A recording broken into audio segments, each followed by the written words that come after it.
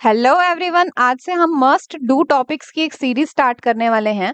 इस सीरीज में हम वो टॉपिक्स कवर करेंगे जो अगर आप किसी पीजी लेवल के एंट्रेंस एग्जामिनेशन की प्रिपरेशन कर रहे हैं या फिर इससे हायर लेवल के किसी भी लाइफ साइंसेस फील्ड के एग्जाम की तैयारी कर रहे हैं तो उन एग्जाम्स में इन टॉपिक्स से क्वेश्चंस पूछे ही जाते हैं। तो इस सीरीज का आज पहला टॉपिक रहने वाला है एल्ट्रुइज्म। एल्ट्रुइज्म का मतलब होता है सेल्फलेसनेस। ये एक ऐसा बिहेवियर है जिसमें एक ऑर्गेनिज्म दूसरे ऑर्गेनिज्म को बचाने के लिए अपनी लाइफ को सैक्रिफाइस कर देता है। इसे सेल्फ सैक्रिफाइसियल बिहेवियर भी कहा जाता है। इसे एक एग्जांपल से समझते हैं, जैसे कि हनी बीज की कॉलोनी में क्वीन, ड्रोन और वर्कर बी एग्जिस्ट करती है। वर्कर बी जब अपनी कॉलोनी के पास किसी प्रेडेटर को अप्रोच करते हुए देखती है तो ये कुछ स्पेसिफिक टाइप के डांसेस करके और अलार्मिंग साउंड प्रोड्यूस करके क्वीन और ड्रोन को अलर्ट कर देती है। बट ये करते हुए ये खुद प्रेडेटर की नजरों में आ जाती है, मतलब कि इसने अपनी लाइफ को डेंजर में डाल दिया। ऐसा भी हो सकता है कि प्रेडेटर इसे किल कर दे, तो मतलब अपनी कॉलोनी के कुछ और मेंबर्स को बचाने के चक्कर में इसने अपनी लाइफ को सैक्रिफाइस कर दिया। This behaviour is called as altruism. अब मान लीजिए कि ये एक हनी बी की कॉलोनी है, इसी तरह से एक और हनी बी की कॉलोनी है, उसमें भी क्वीन है, ड्रोन है और वर्कर बी है। तो अब देखिए, जिस तरह से इस वर्कर बी ने अपनी कॉलोनी की क्वीन को और ड्रोन को बचाने के लिए खुद का सैक्रिफाइस किया, उसी तरह से ये जो दूसरी कॉलोनी है इसकी जो वर्कर बी है ये भी अपनी कॉलोनी की क्वीन और ड्रोन को बचाने के लिए एल्ट्रुइज्म परफॉर्म करती है। ऐसा नहीं है कि ये वाली वर्कर इस वाली कॉलोनी को बचाने के लिए एल्ट्रुइज्म परफॉर्म करे, इसी तरह से ये वाली वर्कर भी इस कॉलोनी के मेंबर्स को बचाने के लिए एल्ट्रुइज्म परफॉर्म नहीं करेगी। तो मतलब कि हर बार एल्ट्रुइज्म परफॉर्म नहीं किया जाता। एल्ट्रुइज्म डिपेंड करता है रिलेटेडनेस पर। अगर कोई आपसे रिलेटेड है, आपका कोई रिलेटिव है, तो आप उसके लिए सैक्रिफाइस करेंगे। बट अगर आप किसी को जानते नहीं है, कोई दूसरी फैमिली का है, कोई आपसे रिलेटेड नहीं है, तो आप उसके लिए सैक्रिफाइस नहीं करेंगे। उस टाइम पर आप सेल्फिश हो जाएंगे, आप अपने आप को बचाएंगे। सेल्फिशनेस के लिए हम टर्म यूज करते हैं spite. It is just opposite of altruism. अब देखिए, डार्विन की जो नेचुरल सिलेक्शन थ्योरी थी इसमें फिटनेस के बारे में बात की गई। Fitness according to Darwin is reproductive fitness of an organism. ये कहते थे कि एक ऑर्गेनिज्म एनवायरनमेंट में जितने ज्यादा नंबर ऑफ ऑफस्प्रिंग्स दे सकता है उतना ही वो रिप्रोडक्टिवली सक्सेसफुल है, या फिर कह लीजिए उतना ही वो फिट है। तो इन्होंने फिटनेस को, किसी भी एक ऑर्गेनिज्म की फिटनेस को उस ऑर्गेनिज्म के नंबर ऑफ ऑफस्प्रिंग्स को इंक्रीज करने से रिलेट कर दिया, बट सैक्रिफाइस जैसी कोई भी बात नहीं की। तो जो एल्ट्रुइस्टिक बिहेवियर है, यानी कि सेल्फ सैक्रिफाइसल बिहेवियर, ये डार्विन की नेचुरल सिलेक्शन थ्योरी के अगेंस्ट था। बट इस वीडियो में हम इसी बिहेवियर को डिटेल में पढ़ने वाले हैं। तो आगे बढ़ने से पहले हम कुछ और एग्जाम्पल्स देख लेते हैं। एक एग्जाम्पल तो हमने हनी बी का देख लिया, इसके अलावा एक बहुत इंपॉर्टेंट एग्जाम्पल है vampire bat. Vampire bat survive करने के लिए ब्लड को सक करते हैं, दूसरे ऑर्गेनिजम्स के ब्लड को सक करते हैं। तो मान लीजिए कि ये है एक वैम्पायर बैट ए और ये दूसरा वैम्पायर बैट है बी। ये जो ए वैम्पायर बैट है ये स्ट्रॉन्ग है, इसने किसी और एनिमल के ब्लड को सक कर लिया। बट ये जो बी वैम्पायर बैट है ये वीक है, किसी वजह से ये ब्लड को सक नहीं कर पाया। तो ये बैट भूखा रह गया, भूख से इसकी डेथ भी हो सकती है। तो इस बैट ने जो ब्लड सक किया था वो ब्लड इस बैट ने रीगर्गिटेट किया, मतलब कि वापस निकाला और माउथ टू माउथ इस बैट को फीड करा दिया। तो यानी कि यहां भी एक तरह का सैक्रिफाइस किया गया। This is again altruism. एक और एग्जांपल ले लेते हैं, वर्वेट मंकीज। वर्वेट मंकीज ग्रुप में रहते हैं। अगर इनके ग्रुप में से कोई मंकी किसी प्रेडेटर को अप्रोच करते हुए देखता है ग्रुप की तरफ, तो वो मंकी उस प्रेडेटर का सारा ध्यान अपनी तरफ कर लेता है और इसी बीच में जो दूसरे मेंबर्स होते हैं ग्रुप के वो भाग जाते हैं। तो अपने आप को तो उसने डेंजर में डाल दिया, बट अपनी ही कॉलोनी को बचा लिया। Again this is altruism. अब देखिए, इस चीज को बताने के लिए कि कब एल्ट्रुइज्म परफॉर्म की जाएगी, बिल हैमिल्टन ने एक theory the, that is inclusive fitness theory. इसी थ्योरी को कहा जाता है किन सेलेक्शन थ्योरी। इंक्लूसिव फिटनेस का मतलब होता है individuals own fitness. And bill Hamilton कहते हैं कि अगर हमें किसी एक ऑर्गेनिज्म की फिटनेस निकालनी है, तो वो फिटनेस उस ऑर्गेनिज्म के बच्चे कितना जिएंगे उस पर भी डिपेंड करती है, साथ साथ उस ऑर्गेनिज्म के रिलेटिव्स कितना जिएंगे उस पर भी डिपेंड करती है। तो इसके लिए इन्होंने एक फॉर्मूला दिया। ये कहते हैं कि total fitness of that individual denoted by TF, it is equal to direct fitness plus indirect fitness. Direct fitness मतलब कि जो उसकी खुद की सर्वाइवल के साथ तो रिलेटेड है ही, साथ साथ उसके बच्चों के सर्वाइवल के साथ रिलेटेड है। और इनडायरेक्ट फिटनेस मतलब कि वो फिटनेस जो उसके रिलेटिव्स के साथ रिलेटेड है या फिर उसके किन्स के साथ रिलेटेड है। किन का मतलब होता है रिलेटिव। तो अब ये जो फॉर्मूला दिया गया, that is TF is equal to DF plus IF, इसको भी हम थोड़ा और समझने की कोशिश करते हैं। अभी जो हमने एग्जाम्पल देखा था हनी बीज का, हमने ये तो देख लिया कि वर्कर भी अपनी लाइफ को सैक्रिफाइस करती है क्वीन और ड्रोन के सर्वाइवल के लिए, उसी कॉलोनी के क्वीन और ड्रोन के लिए। ऐसा ये क्यों करती है? देखिए, जो वर्कर भी है ये स्टेराइल फीमेल होती है, ये रिप्रोड्यूस नहीं कर सकती, बट क्वीन फर्टाइल होती है, ड्रोन भी फर्टाइल है, ये भी गैमीट प्रोड्यूस करते हैं और क्वीन भी गैमीट प्रोड्यूस करके नेक्स्ट जनरेशंस को प्रोड्यूस करते हैं, मतलब कि ऑफस्प्रिंग्स ले करते हैं। पर वर्कर भी ये काम नहीं कर सकती, तो वर्कर भी इन दोनों को प्रोटेक्ट करने का काम करती है। अगर ये इन दोनों को प्रोटेक्ट करेगी तो आने वाली जनरेशन को बनाने में अपना कंट्रीब्यूशन ही तो दे रही है। और ये जो जनरेशन है, ये जनरेशन क्या है? अगेन क्वीन बनेगी, ड्रोन बनेगी और वर्कर बनेगी, मतलब कि इसी के जैसे और ऑर्गेनिजम्स बनेंगे। तो एज अ रिजल्ट इसने अपने ही बच्चों की फिटनेस को देखा, अपने ही जैसे और ऑर्गेनिज्म बनवाए, साथ साथ अपने रिलेटिव्स की फिटनेस को देखा, अपने ही कॉलोनी के मतलब अपने ही फैमिली के मेंबर्स के सर्वाइवल को इंक्रीज करवाया। तो मतलब यहाँ पर एल्ट्रुइज्म परफॉर्म कर दी जाएगी जब ऑर्गेनिज्म के खुद के बच्चों के सर्वाइवल के चांसेस इंक्रीज हो रहे हो और उसके रिलेटिव्स के सर्वाइवल के चांसेस इंक्रीज हो रहे होते हैं, तब वो एल्ट्रुइज्म परफॉर्म की जाती है।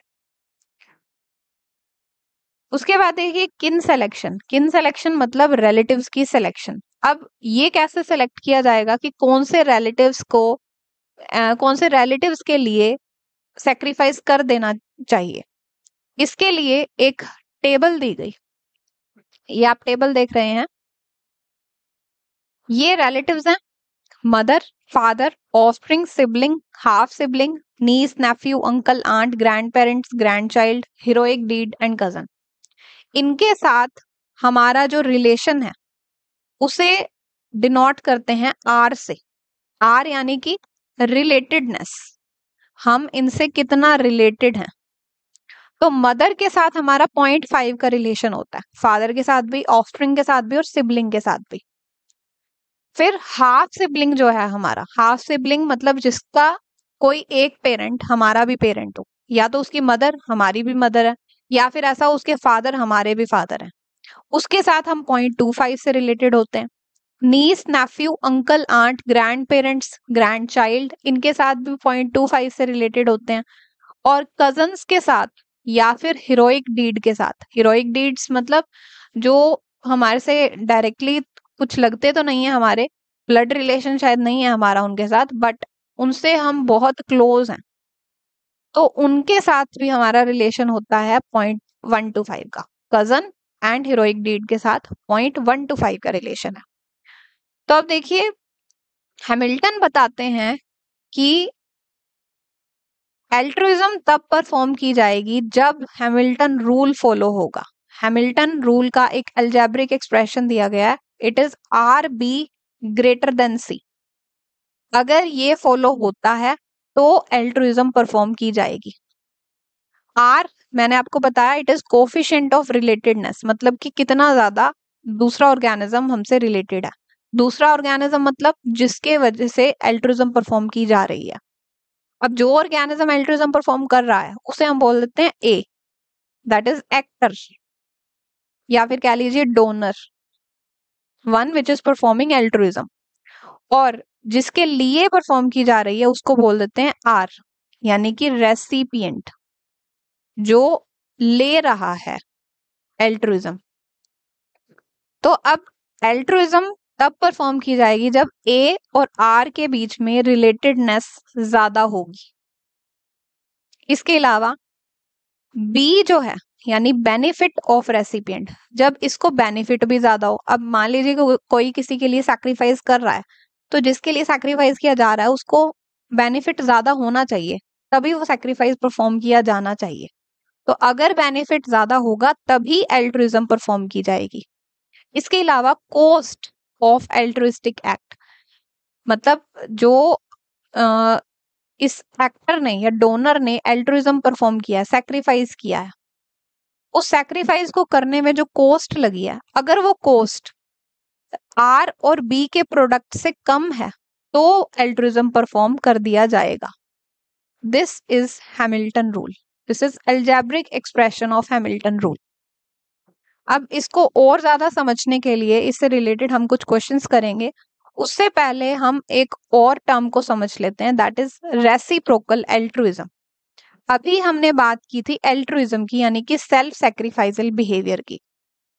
अगर मान लीजिए कि किसी ऑर्गेनिज्म ने एल्ट्रुइज्म परफॉर्म किया, मतलब हमारा कोई फेवर कर दिया, सैक्रिफाइस किया हमारे लिए, तो फेवर किया, उस फेवर को वापस लौटाने के लिए हम उसके लिए कभी दोबारा सैक्रिफाइस करते हैं।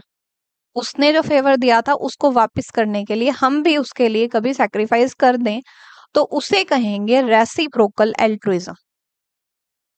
अब ये रेसिप्रोकल एल्ट्रुइज्म अनरिलेटेड मेंबर्स में भी हो सकती है, मतलब जिसके लिए सैक्रिफाइस किया जा रहा है वो हमसे कोई उसका रिश्ता नहीं है, बट फिर भी हम उनके लिए सैक्रिफाइस कर रहे हैं। This is just a favour in turn. Human beings में ये बहुत कॉमन है। ह्यूमन बींग्स में क्या होता है, काफी चीजें शेयर की जाती हैं।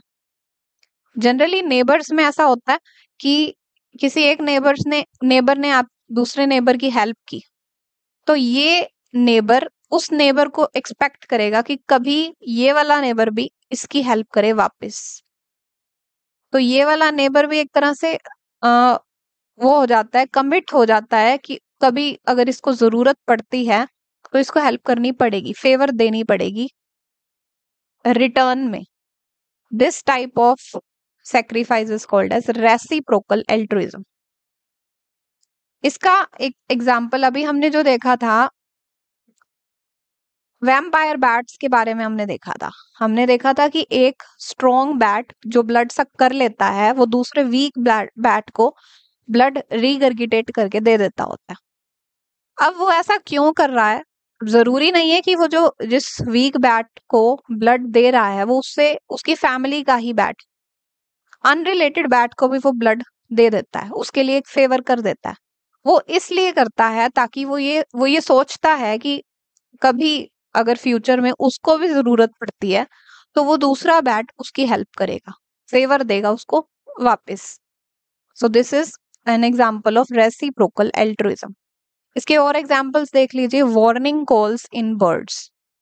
बर्ड्स में वार्निंग कॉल्स, मान लीजिए एक नेस्ट है, ये दूसरा नेस्ट है, इस नेस्ट में भी कुछ बर्ड्स रह रहे हैं और इसमें भी रह रहे हैं।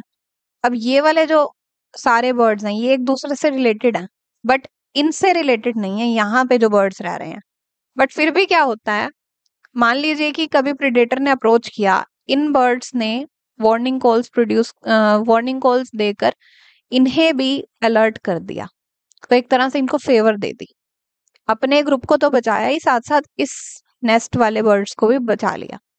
तो इसी फेवर को कभी फ्यूचर में ये बर्ड्स रिटर्न करेंगे, इनको प्रीडेटर से बचाकर।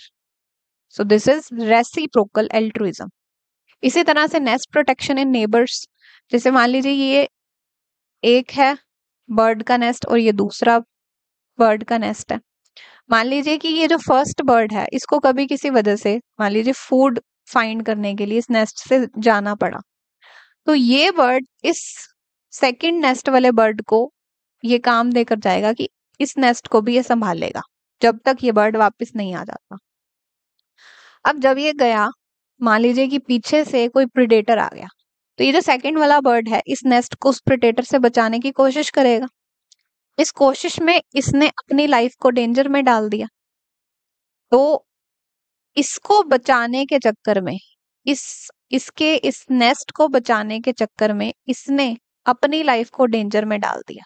अब वैसे तो ये वाला जो बर्ड का नेस्ट है या ये जो बर्ड्स थे ये इससे रिलेटेड नहीं थे, बट फिर भी इसने ये किया। ये इस सोच में किया कि कभी इस बर्ड को भी इसकी जरूरत पड़ सकती है, तो इससे फेवर लेनी पड़ सकती है। तो इस तरह से अगर कोई किसी के लिए सैक्रिफाइस करता है तो वो हो जाता है रेसिप्रोकल एल्ट्रुइज्म। इसका एक और बहुत इंपॉर्टेंट एग्जाम्पल है, एक फिश होती है क्लीनर फिश। ये लार्ज फिश के माउथ में रहती है और उसके माउथ के अंदर जो भी है उसको खाकर उसे क्लीन करती है, इसके माउथ को क्लीन करती है। तो इससे फायदा हो गया, इस फिश को फायदा हो गया।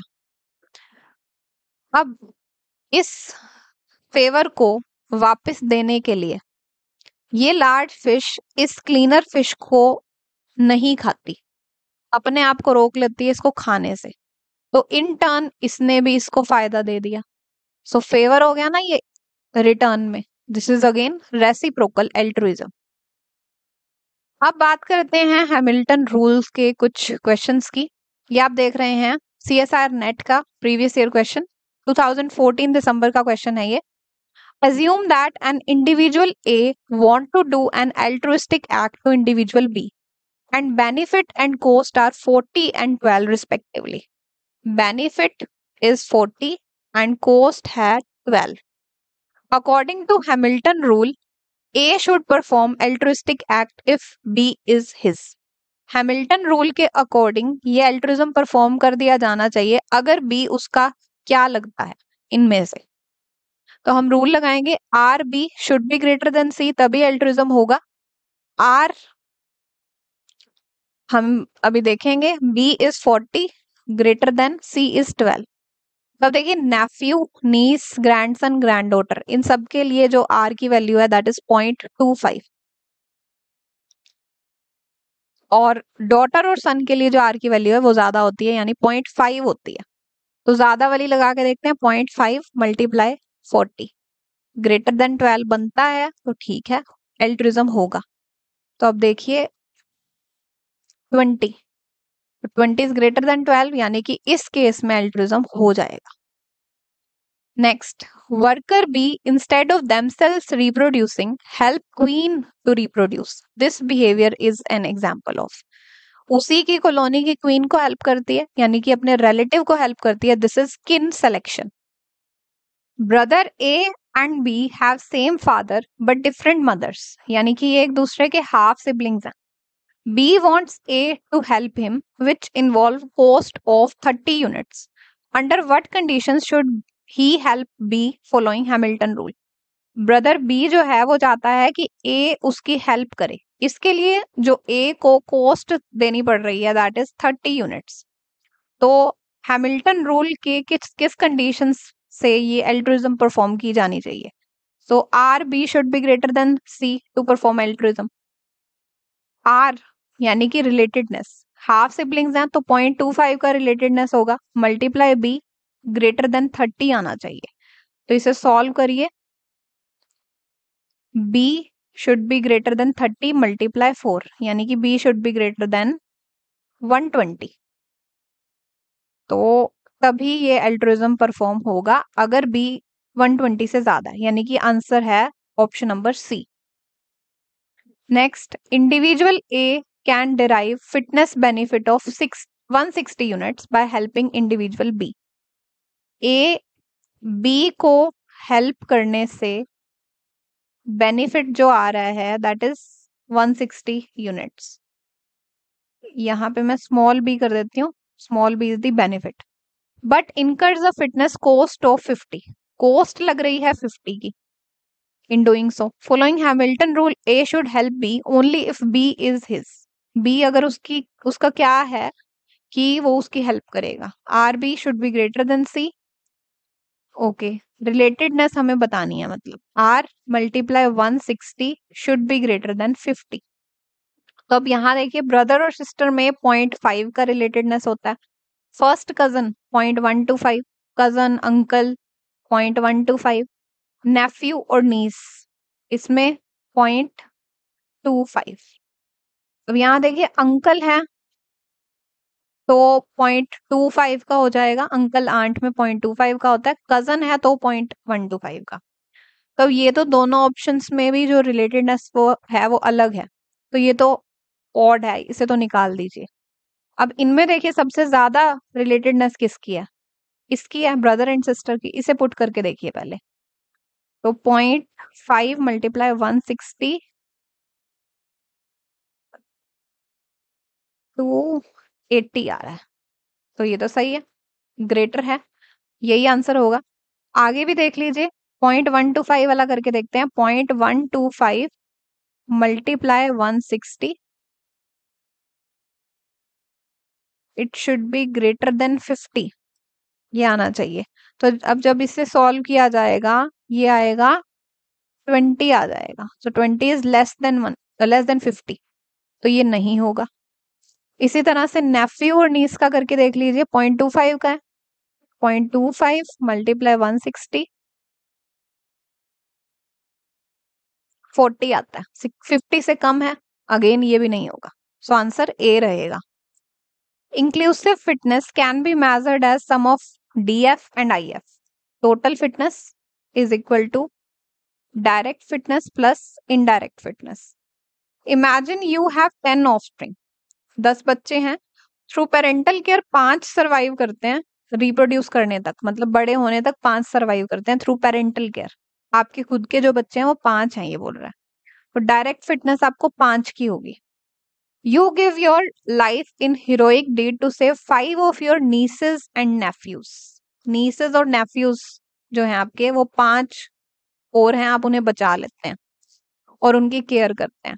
तो नीसेस और नेफ्यूज के साथ आपका रिलेशन क्या होता है, 0.25 का।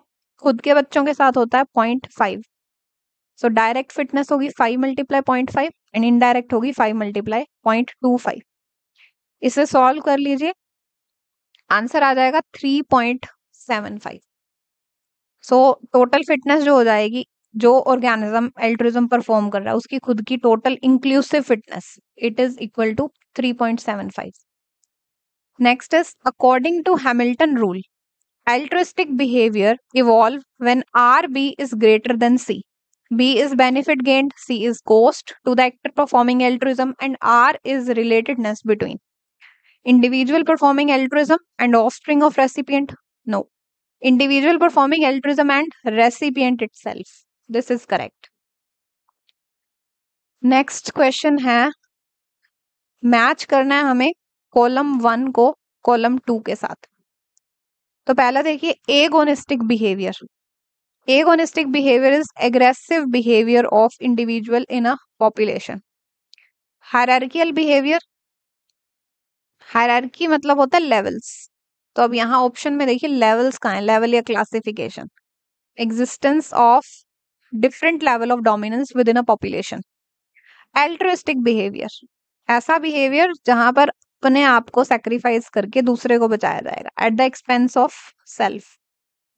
Cooperative behaviour, individual contribute toward enhancement of mutual fitness, जहां पर दोनों एक दूसरे के साथ कोऑपरेशन करके दोनों की फिटनेस को इंक्रीज करें, वो होता है cooperative behaviour. Genetic relatedness, that is R of an individual to his nephew, is 0.25. The alleles that cause uncle to care for nephew will spread according to Hamilton rule only if fitness benefit is. Okay. Benefit कितना हो कि ये altruism होगा. So RB should be greater than C. R है 0.25 का. B हमें बताना है कि कितना हो कि ये एल्ट्रिज्म की जाए तो इसे खोल लीजिए, 1/4 B/4 should be greater then C, या इसे ही लिख सकते हैं B should be greater then 4C। Cost से 4 टाइम ज्यादा बेनिफिट होना चाहिए। तो यहाँ देखिए, if fitness benefit is it is 4 times the cost of care, then only the altruism will be performed.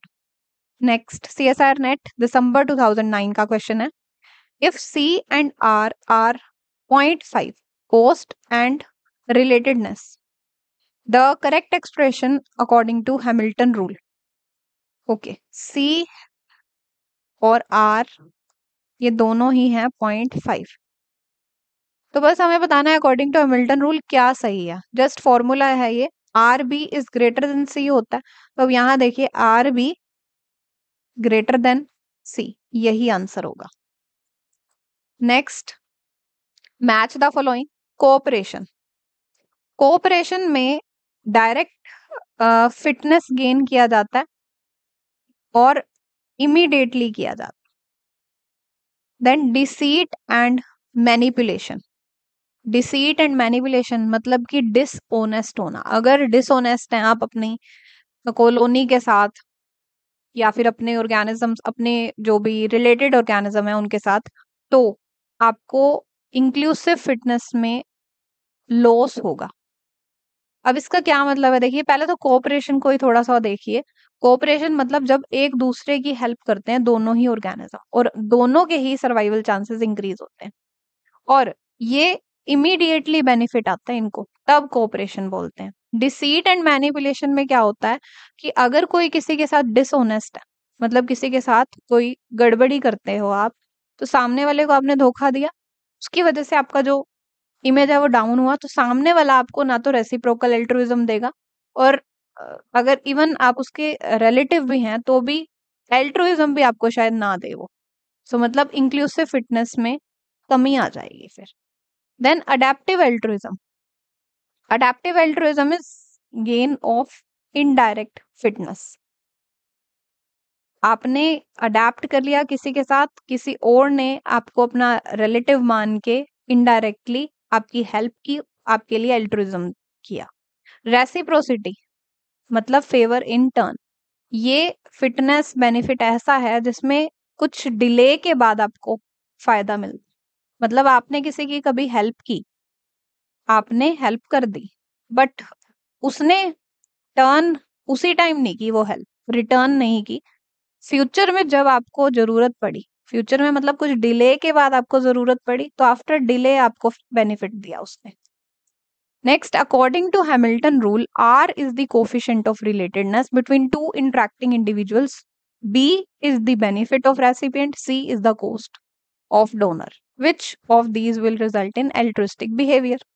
Again, Hamilton rule का algebraic expression है ये, RB should be greater than C. इसमें से ये बन रहा है ये वाला, ये मल्टीप्लाई हो जाएगा, RB greater than C बन गया।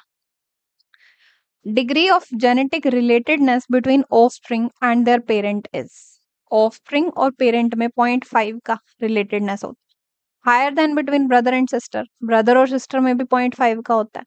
लोअर, सेम, यस सेम होता है ब्रदर और सिस्टर जैसा। An altruistic gene will be favored if R is greater than C by B. This is known as R is greater than C by B, इससे यहाँ पर multiply करिए, R B is greater than C हो जाएगा। This is Hamilton's rule. Assume that benefit of performing altruistic act to a relative is 500 unit and cost is 150 unit. Benefit है 500 and cost है 150. Following Hamilton rule, the act should be performed if relative is RB should be greater than C. R अभी हम देखेंगे B is 500, it should be greater than 150. इसको R के साथ जब multiply करेंगे तब, तो ब्रदर है तो रिलेशन होगा 0.5 का, नेफ्यू या नीस है 0.25 का, ब्रदर और स्टेप सिस्टर, ब्रदर है तो 0.5 का होता है, स्टेप सिस्टर है तो 0.25 का होता है। नेक्स्ट, ओनली स्टेप सिस्टर तो भी 0.25 का, स्टेप सिस्टर मतलब कि जो हाफ सिबलिंग हो गया एक तरह से, उसको स्टेप सिस्टर कह लेंगे। तो देखिए सबसे ज्यादा जो रिलेटेडनेस है दैट इज विद ब्रदर, 0.5 का। तो 0.5 मल्टीप्लाई दिस, सॉल्व कर लीजिए। 250, yes 250 is greater then 150, so altruism perform किया जाएगा। दैट्स